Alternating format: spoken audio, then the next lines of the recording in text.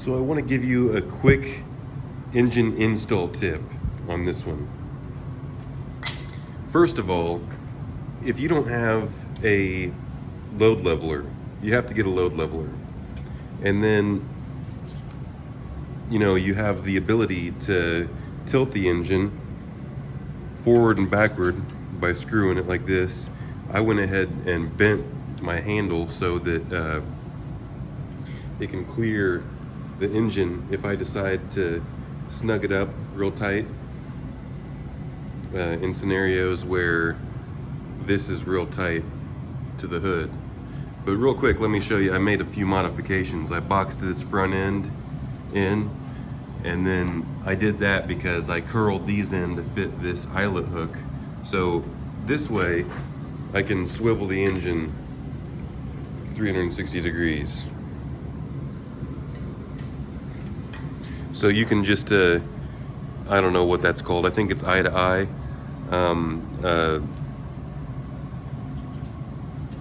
Someone in the comments will tell us exactly what that is, or post a link or something. I think I found it on eBay. But that's extremely helpful right here. But also, I was working on a lot of rear-wheel drive cars, especially my 300ZX twin turbo, and you have to have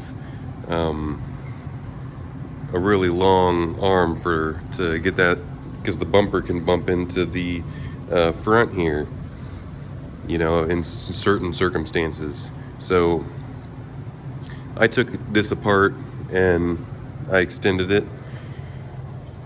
I also welded this pipe across here and put extra support arms across the bottom. I had this engine hoist since I was, I don't know, probably 16 or 17 years old.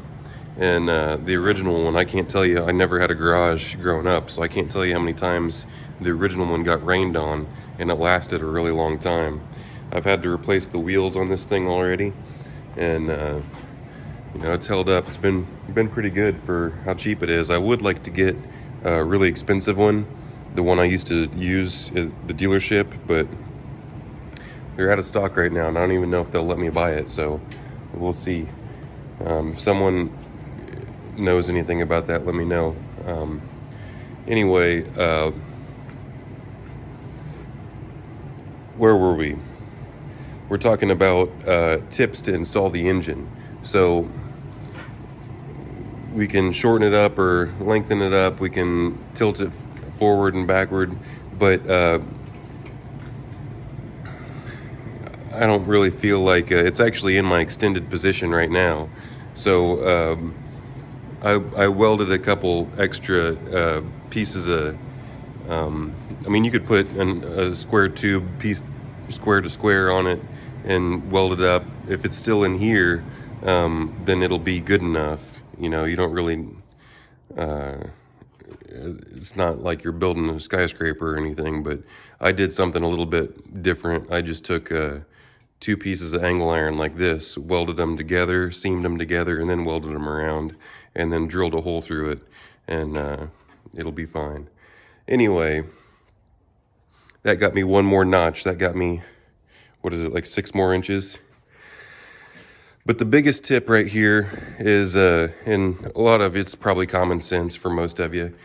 You see the engine mounts right here? This one's pretty high up here, and then this one down here is tucking behind that snout of the turbo.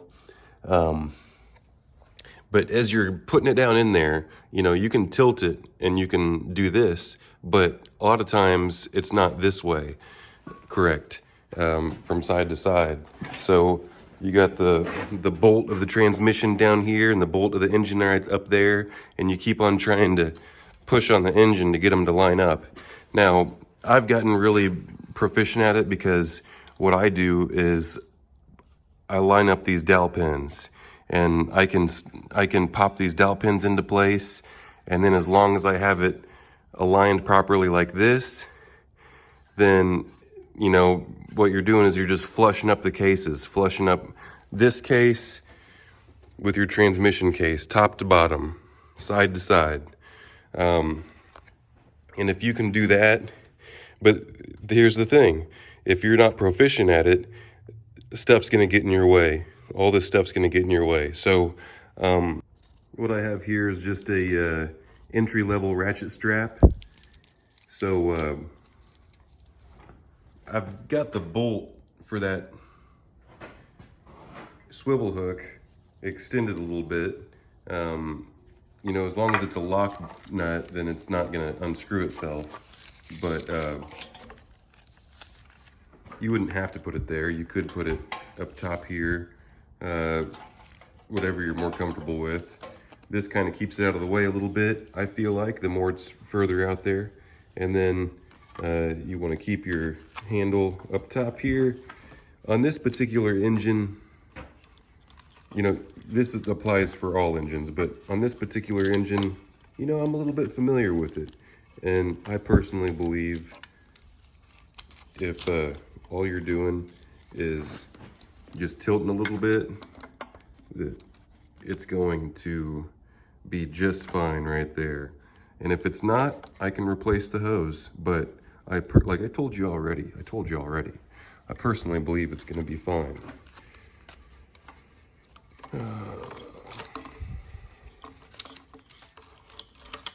Now, if you'll take a look at what the engine's going to be doing.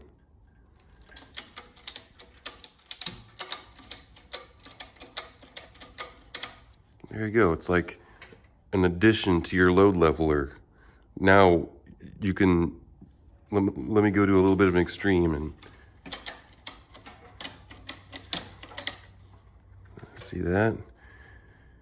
Very nice, very nice. And now you can still tilt it forward and backward. And then if you went too much, just drop it back down and start over. So that's the biggest hassle of getting the engine back in and bolting it back up, is just the angles and getting the proper angles and then getting the bolts started properly.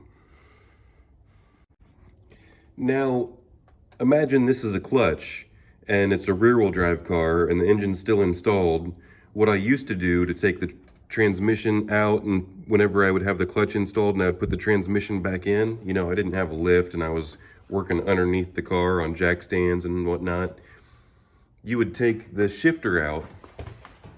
The shifter would be out anyway in the center, you know, and then you would put something in between there, like a bar or something, and a ratchet strap around the back. You'd put a ratchet strap around the back of the transmission, and then you would put the back of the transmission and hang it on that bar in the tunnel hole in the back of the transmission, jack the back of it up, and then you would get underneath the front of it. Then all you would have to do is lift the front up. The jack would already be, or the back would already be supported pretty close to where it needs to be. And then you would just bench press the front into place and then go side to side with your arms and then push it in. And then, you know, hopefully it stays in place for you to put your other hand down to the ground and grab the bolt and start one of the bolts. But yeah, of course, angles are the biggest thing when you're dealing with putting these surfaces together, mounting these big, heavy engine and transmission surfaces back together, especially when you're dealing with, you know, whenever you have a lift. That's why I purchased this. So when you're on a lift, these can hold the transmission. You know, you can put these teeth, and then this has, you know, your angles right here. So